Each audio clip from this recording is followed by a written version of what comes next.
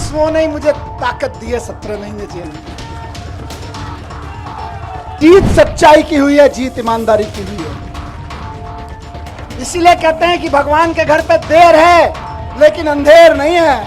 सारी दुनिया की सारी बुरी ताकतें भी इकट्ठी हो जाए ना, तो जो सच्चाई के रास्ते पे चलता है उसका साथ भगवान देता है। खून पसीना बहाने के लिए बाहर आया हूं, छुट्टियां मनाने के लिए। एक एक दिन जो संजय भाई ने नारा दिया है कि इनकी जमानत जब्त कराएंगे, आज से और अभी से लग रहे हैं। और बीजेपी वालों, ढूंढते रह जाओगे कहां गई वोटें। ये ईडी और सीबीआई का ताना बाना इसलिए नहीं बुना गया कि कोई बेईमानी हो गई है। ये ईडी और सीबीआई का ताना बाना इसलिए बुना गया है कि कश्मीर से कन्याकुमारी तक किसी चाय के ढाबे पे भी रुके हुए 10 लोगों से बात करोगे कि केजरीवाल कौन है जानते हो, बोले यार वो दिल्ली में काम बड़ा शानदार कर रहा है, और काम तो कर ही रहा है, ईमानदारी से कर रहा है। केजरीवाल जी का नाम आज ईमानदारी का प्रतीक बन गया पूरे देश में। और भारतीय जनता पार्टी इतनी अपने आप को कहते हैं दुनिया की सबसे बड़ी पार्टी होने के बावजूद एक राज्य में एक उदाहरण नहीं पेश कर पाई कि उस राज्य में काम ईमानदारी से हो रहा है और काम हो रहा है। उस छवि को बिगाड़ने के लिए ये सारा षड्यंत्र, सारे कुचक्र रचे जा रहे हैं, उस अरविंद केजरीवाल जी की ईमानदारी की छवि को बिगाड़ने के लिए। लेकिन जनता जानती है, जनता के दिल के दरवाजे खुले हुए हैं। आप जेल के दरवाजे बंद कर सकते हो, लेकिन जनता के दिल के दरवाजे बंद नहीं कर सकते। जनता के दिलों में आज भी वही नारा गूंज रहा है पिछले 10 साल से। बताइए क्या? भ्रष्टाचार का एक ही काल, भ्रष्टाचार का एक ही काल। और जिनका जिक्र अभी संजय भाई ने किया कि इधर उधर जितने भ्रष्टाचारी थे सबको इकट्ठा करके भारतीय जनता पार्टी बना ली और भारतीय जनता पार्टी बड़ी पार्टी कर ली, उनको भी कहना चाहता हूं कि आपका काल अभी जेल में है, लेकिन ज्यादा दिन तक जेल में नहीं रख पाओगे, आपका काल बाहर आएगा। 17 महीने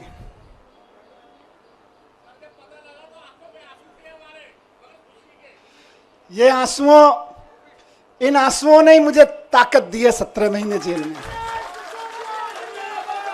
मैं जब राजघाट पे आपसे बात करके गया था तो कह के गया था शायद 7-8 महीने लगेंगे। मुझे उम्मीद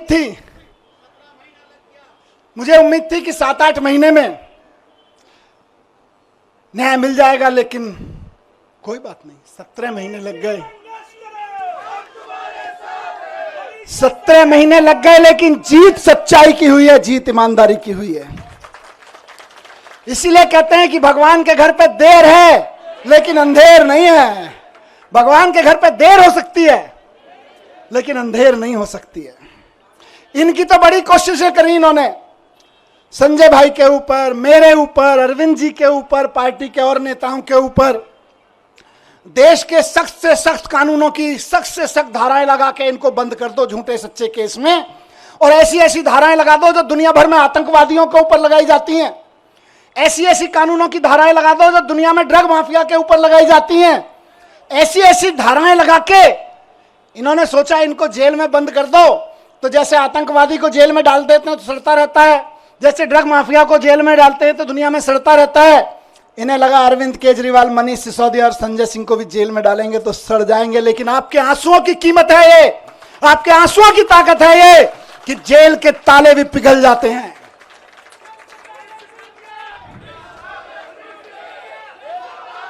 एक ही चीज कहूंगा, कल सुबह मैं बैठा था कि सारी दुनिया की सारी बुरी ताकतें भी इकट्ठी हो जाए ना, तो जो सच्चाई के रास्ते पे चलता है उसका साथ भगवान देता है। बाबा साहब ने 75 साल पहले, करीब 75 साल पहले अंदाजा लगा लिया था कि कभी कभी ऐसा भी होगा, हम लोकतंत्र का संविधान बना रहे हैं, लेकिन कभी कभी ऐसा भी होगा कि इस देश में तानाशाही ताकतें आके आतंकवादियों और ड्रग माफियाओं पर लगाए जाने वाले कानून को आम आदमी के ऊपर लगाएंगे, व्यापारियों के ऊपर लगाएंगे, विपक्षियों के ऊपर लगाएंगे। तो उस वक्त उन व्यापारियों को, उन आम आदमियों को, उन विपक्षियों को कौन बचाएगा? तो बाबा साहब ने पहले ही लाइन जोड़ दी थी, संविधान बचाएगा। यही भगवान की कृपा है। कौन बचाएगा उनको जब तानाशाह सरकार अपना जुल्म करेगी, एजेंसियों का दुरुपयोग, कानूनों का दुरुपयोग करेगी, जेलों का दुरुपयोग करेगी, तो कौन बचाएगा? 75 साल पहले उस महान शख्सियत ने लिख दिया था कि मैं ऐसा संविधान दे रहा हूं कि तुमको संविधान बचाएगा। अब तो दुश्मन भी इस बात को मानने लगा है कि यार इन आम आदमी पार्टी वालों में कुछ तो मिट्टी है, जो 17 महीने 6 महीने जेल में रह जाते हैं इनके नेता, उसके बावजूद ना झुकते हैं ना टूटते हैं, किसी मिट्टी के तो बने हैं। ये उस मिट्टी के बने हैं, मैं बताता हूं, ये उस मिट्टी के बने हैं भारतीय जनता पार्टी वालों, जिस मिट्टी पर भगत सिंह का पसीना की बूंदें गिरी हुई हैं, जिस मिट्टी पे गांधी ने गोली खाई थी, जिस मिट्टी पे भगत सिंह के पसीने की बूंदें गिरी हुई हैं, जिस मिट्टी पे खड़े होकर बाबा साहब ने तुम्हारी जैसी लोगों की ताकतों के, उस वक्त की ताकतों के जुल्म झेले थे, उस मिट्टी से ये बने हुए हैं। इनको तुम्हारी तोता मैना क्या तोड़ पाएंगे?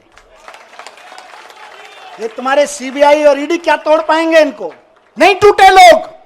और मैं जेल में बैठा बैठा दुआएं करता रहा और सलाम करता रहा अपने एक एक साथी को कि यह है अरविंद केजरीवाल की मुट्ठी, यह है अरविंद केजरीवाल की फैमिली, यह है अरविंद केजरीवाल का कुनबा, जिसकी एक उंगली को भी हिम्मत से हिला नहीं पा रहे हो तुम लोग। वाह, फक्र था मुझे सब पे। आपने कहा ना कि आप आंसू बहाते थे बाहर, मैं कहता हूं मैं फक्र से सीना चौड़ा करके उस जेल की कोठरी में बैठा होता था अपने एक एक भाई पे के ऊपर, एक एक बहन के ऊपर। यह मेरी ताकत थी। जेल के अंधेरे, मैं कहूंगा कि जेल के अंधेरे में यह ताकत तो होती है कि वो तोड़ तो सकती है, लेकिन जिसके बाहर इतना प्यार, इतनी ताकत, इतना सम्मान। मैं कल से उतरा हूं, मुझे किसी ने बोला मनीष जी 17 महीने बाद आ रहे हो, 2 दिन के लिए रेस्ट पे चले जाना।